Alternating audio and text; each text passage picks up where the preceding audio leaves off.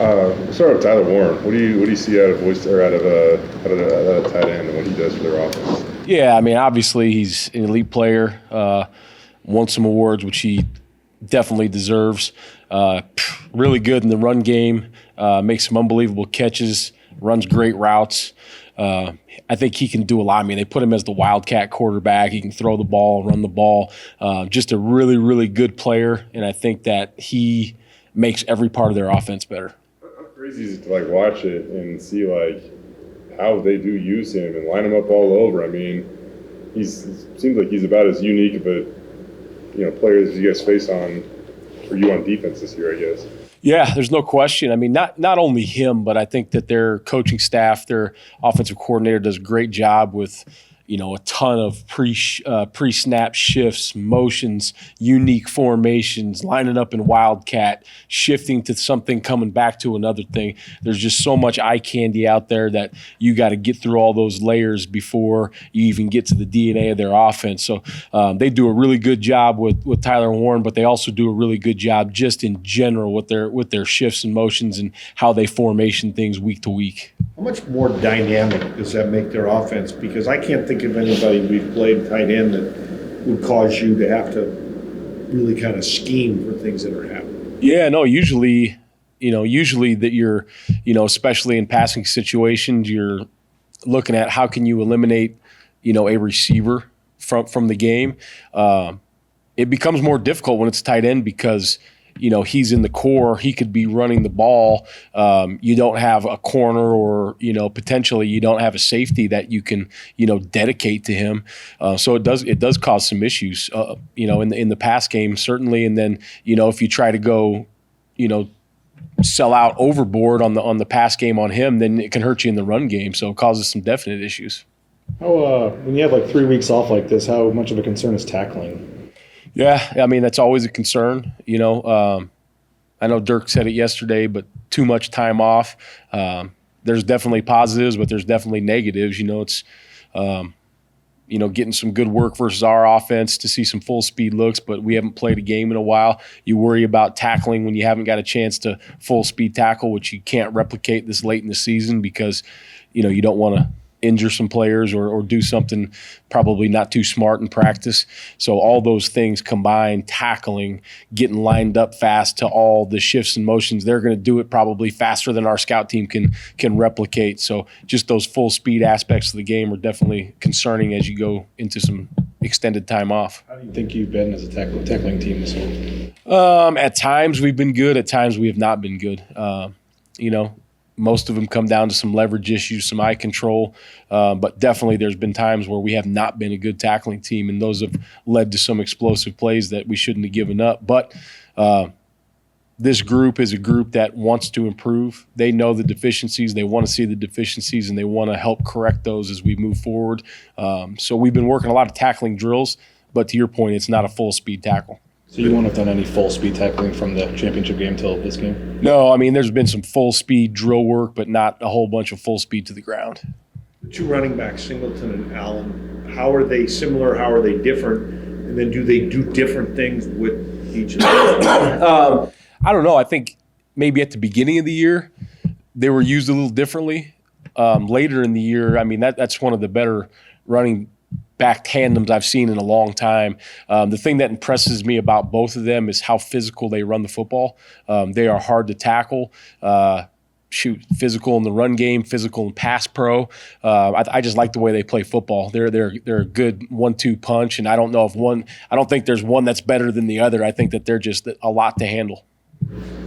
Erik, you look at the way the SMU game went, and they got up early with two defensive pick sixes, and Drew's obviously pretty capable at quarterback, but it's not like he was asked to do a ton in that game just because of the way the game went. So what do you take from the SMU game, and do you got to go back and do you find another game that you particularly more latch on to, I guess? Yeah, I don't think it's ever one game for us. Usually we're trying to pick out 4 games that either fit us the best or was their best competition. Obviously, we've had a little bit more time, so went a little deeper into the archives. And then situational football, you're looking back through the whole year and some of those trick plays and a lot of the exotic formations that they've got into. But Drew Allar's a heck of a quarterback. I mean, probably I'm not an NFL GM, but I think he's a first-round pick.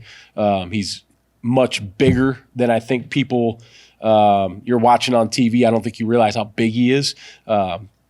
He can make every throw, and then obviously, they used another couple guys to wildcat run, but he's very efficient with his legs. Like when the pocket breaks down, he's going to get out and he's going to be able to get a first down. He's going to extend those plays, and a lot of respect for him as a quarterback. Spencer told us this week that Alexander Tubner was going to be available for the game. Just how big of a boost is that to have your captain back in the game?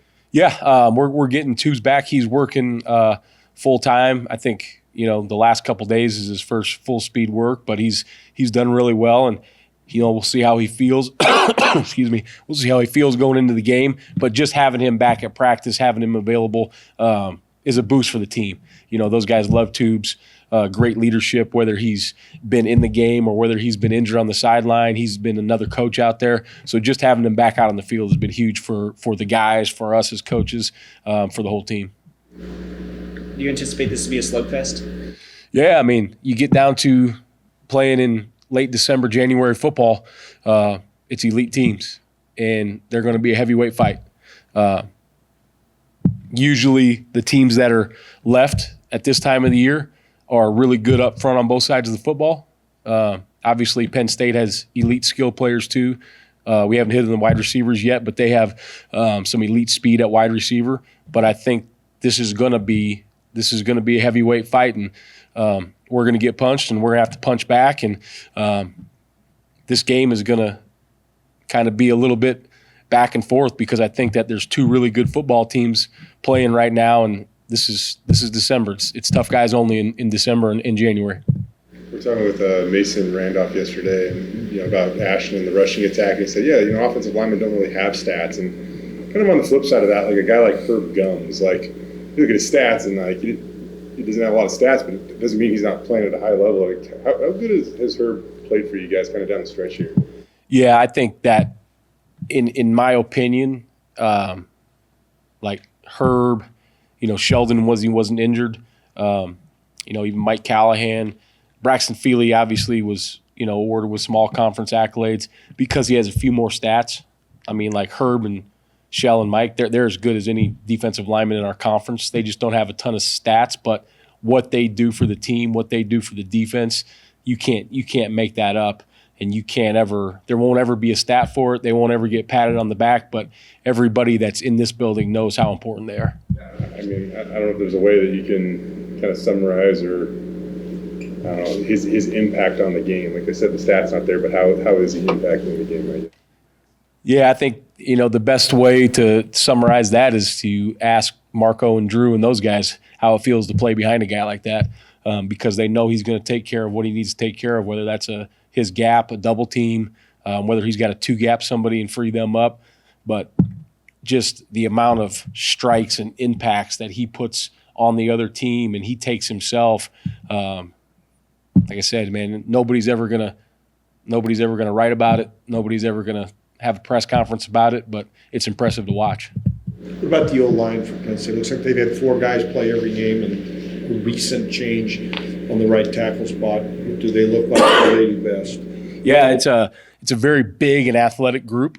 They can get running on their mid zone. They can really go. You guys have watched film, but you see defensive linemen a lot losing their gap integrity, almost double-hatted because it's such an athletic group. And I think that they get talked about because it's a big group, but I think it's very athletic for how big of people they have. And they'll even put an offensive lineman out in the slot and motion him down and try to kick out a defensive end or trap a tackle, which causes another layer of confusion and communication on our part. So I think that this is a really good offensive line. Like I said, you don't get to this part of football unless you have a really good offensive line. Boise State's got a really good offensive line. Penn State's got a really good offensive line. But it takes that to get to this point in the football season. Dirk once said, he knows the strengths and weaknesses of your offense better than anybody. For Stacy Collins, he was at Penn State, not that long ago, and maybe scheme and stuff, not necessarily, but when it comes to the strengths and weaknesses of some of their players, how do you utilize Stacy going into a matchup with Penn State? No, I think Stacy's done a great job of kind of giving us a preliminary scouting report, like you said, on the roster. Not necessarily, he wasn't there with either one of these coordinators, but he's giving us a really good outlook on just the players, like what do they do best? How have they been used in the past? What kind of speed do they have? Because when you're watching film, there's a lot of speed on the field every single game that they're playing in. But what kind of speed is there really out there? But he's done a really good job of giving us that scouting report on their roster. Yesterday, Coach Cutter said that he wasn't a huge fan of 3 weeks off. How do you feel with your D for that amount of time off? Like I said, I think pros and cons. Some pros are we've been able to get some guys back healthy, but just like anything you do in life, it's hard when you take that much time off to come out and be elite from the very beginning. So we've had to do a really good job of working some good on good and getting some full speed tempo so that we were ready to walk out in that field and play fast from the beginning. But that's the part that worries you a little bit, is you got bodies sitting around for a while, not getting the same look that we would get from a normal game action. But there is a chance to get some guys healthy as well. I've enjoyed watching your defense this year because I've seen them improve as the season goes along, and I think especially in the secondary. Have you seen that as well? Yeah, no, there's no question about it. And some of the things, like early in the year, some things that I guess don't always get talked about or, whatever. Like if you get up in a game and you want to try to get some young guys in there, that's when some things – tend to break down, but it's great to get those young guys some snaps. But I think those older DBs have taken it upon themselves to improve every week, to help those young guys get better because we're going to need them, whether it's this season, whether it's this week, or whether it's next year to get those guys ready. And they've improved themselves every week, but they've also got those young guys better and better and better as the weeks have gone on. They've embraced the technique. They've embraced the scheme, and they kind of know now what are the strengths and weaknesses of that defense. And I think that's helped them along the way. Yep, we got a couple. Devin, we'll start with you. Hey, Erik, thanks for taking the time to do this. I wanted to ask a little bit about your background. You coached one season with the Eagles back in 2013. I was wondering, how do you use that kind of experience to what you do now? Obviously, you're the defensive coordinator and coach the D-line at Boise State, but I was wondering just about the experience that you had. Yeah, going to the NFL is a different animal. Obviously, it's not yelling and screaming and all those kind of things. It's more teaching, and I think that you learn how to be a really good teacher. And in that league, you're going to get a rookie that's showed up on day one, and you also have a 10-year potential Hall of Fame veteran that's been a Pro Bowler for 6 years. So you have to learn how to teach to a bunch of different levels, just like you do in college football. But I think you have to learn how to really teach people and help them get better at what they need to get better on. It's not all the other things on the outside. It's just, what do we need to do specifically to get you ready for this game, to get you ready to make the cut, to get you ready to play in this defense. And then I think the other thing in NFL football, you learn a lot more than when you're coaching college football or high school football, is there's certain situational footballs that are about matchups. Not necessarily about scheme, not necessarily what might be the best situation for all 11, but what's the matchups that we have to go win in certain situational football times. And I think that helped me a lot as I left the NFL and came back to college football to be a coordinator. Cool. Colton, we'll go to you. Hey, thanks for the time. I got a couple for you, if that's all right. First of all, you mentioned Allar can make all the throws. In what ways generally does that cause problems for a defense as you're trying to kind of defend the whole field because he can make all those throws? Yeah, so I think that you can game plan a little bit in coverage by where a certain quarterback wants to throw the ball or he struggles to throw the ball, so you can quote unquote give up a little bit of the area of the field. But I think since he can make all the throws, it's very hard to deliberately do that. The other thing I think is very impressive about him, I in my personal opinion, he makes some of his best throws when he's under duress, when he's keeping the play alive, when he's moving around in the pocket. He's made some really unbelievable throws on the move and under stress. So that causes an issue too. We've got to do a great job of leveraging the pocket and plastering in the coverage. I was just going to ask, you mentioned that mobility and making plays. How does that sort of challenge your pass rush and trying to put pressure on him? And just how do you generally approach that part of it too? Yeah, I think you see a lot in college football, NFL football. Guys become undisciplined in their pass rush lanes, and that doesn't necessarily mean you have to stay outside the tackle, but you have to contain the quarterback. You have to stay in your inside cage if you're there. But when you lose that discipline in your pass rush package, and guys start doing their own thing because they're worried. It's just like any other position. But when you're trying to make a play instead of do your job with the understanding that the next one's going to come to you, bad things start to happen. And I think we just have to do a great job of staying disciplined in whatever kind of pass rush package we have, whether it's 3, 4, 5, or 6, and staying in our gap integrity, our pocket leverage integrity. Thank you. That's it for Zoom, so back to you guys. How much has Ty Benefield just grown from game 1 to game 14 this season? Yeah, Ty, it's funny because when at the beginning of the year, the way he finished up last year, like he's a sophomore, and I don't know how old he is, 19 years old, but we don't treat him like that, and that's probably unfair to him. But he has matured a ton. Like, he's got a ton of leadership value, just his knowledge of the game. You're asking a young kid to do a lot of things in our defense, and he's handled them like a pro, and it's just gotten better and better. His process, the way he learns, the way he goes about his week, like, that's the impressive thing to me, not just how he plays on Saturday or how he practices, but just the process that he takes in throughout the week to get himself to that point. I'm not saying go beyond what he can do, but I mean, he is pretty impressive with what he can do. So in a game like this, how much do you kind of need him to be a dude on Tuesday?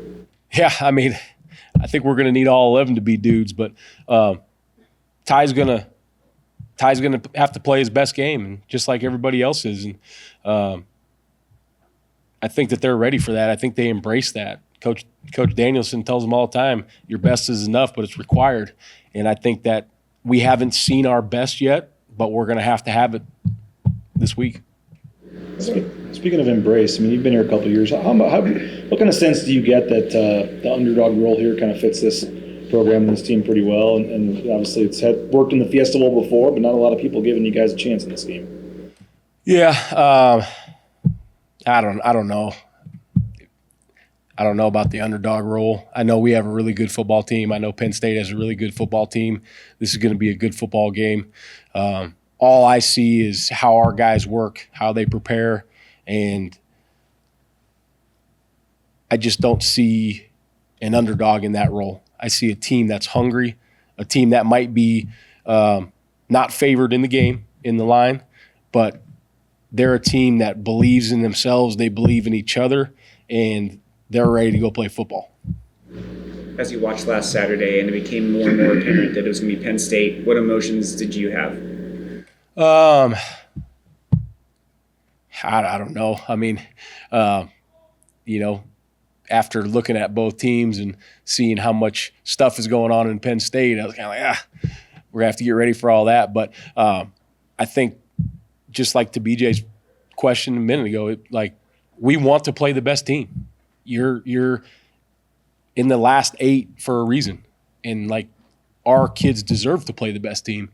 That's what this part of football is about, and we'll see. Just like BJ said, we're not favored in this game. That's not a secret. That's out there on the internet. Everybody can read it, right? But all we're asking for is a chance, and that's why you play these games. What's it like for you to be coaching in a playoff game? I mean, back at UCF, you guys won every game, had to finish out the season in a bowl game. Now you get basically every opportunity in front of you as you guys head into the new season, as Danielson's been calling it. Yeah, I think it's awesome. That particular year you're referencing, I felt like, were we the best team in the country? I don't know. But I felt like we had a chance versus whoever we were going to play. And I don't know if we'd have won or lost if there had been a playoff system, but it would have been nice to see, And I know what the narrative is, if you'd have got, if we'd have went to that Auburn game and got beat up pretty bad, then everybody had been like, see, they shouldn't even been there. But we didn't, right? We won, and it's just going to be cool to see what can happen here moving forward. When you were in Nebraska, did you coach against Penn State? Yeah, we played, I believe we played them COVID one time. Yep. I was going to say, how does this, every year it seems like 10 to 12 wins. They're about as consistent a team as far as results as possible. I just wondered how this one compared with any others you've faced. No, it's a well-coached football team always. They're always going to be really good up front. They're always going to have a good quarterback. And then I think, the other factors that come in are just who is that one real special skill guy. Now, I think on this team they have more than one, but is it going to be a tight end? Is it going to be a receiver? Is it going to be a running back? Is it going to be a multiple of guys? I think, but you're always going to get a really good football team, Penn State. To a weird question, but do you like their offense? With all the shifts and motions and things they do, and their D coordinator said, hey, I was very impressed with Ashley. I don't like going against him, but I was impressed. When you look at what on the other side, what they do and how Indy mixes all that stuff up, is it a fun offense, I guess, to look at? I don't like what they do for our sake, but no, I think it's great. It causes a lot of stress on defense, causes a lot of communication by your guys, and obviously, what they want is for us to sit in that room and look through all the stuff that you have to get adjusted to, and it takes a lot of time from coaches, staff, players. So I think they do a great job with their offense. I think they do a great job of using the pieces they have very, very appropriately and getting them in the best position they can to be successful. With one more. Vanderbilt's quarterback recently kind of won a ruling where he gets an additional year of eligibility because he played some junior college ball. It seems like Amarion McCoy would fall under that umbrella. I don't know if you guys have had discussions yet, but no, would you like him obviously back next year? I would love Amarion to be back. We haven't got into all those scenarios yet because I think the NCAA just officially came off the ruling the last couple days, and I want him to focus on Penn State. But if he wants to come back, I would love Amarion McCoy to be back. There's no doubt about it. Thanks, sir. Yep.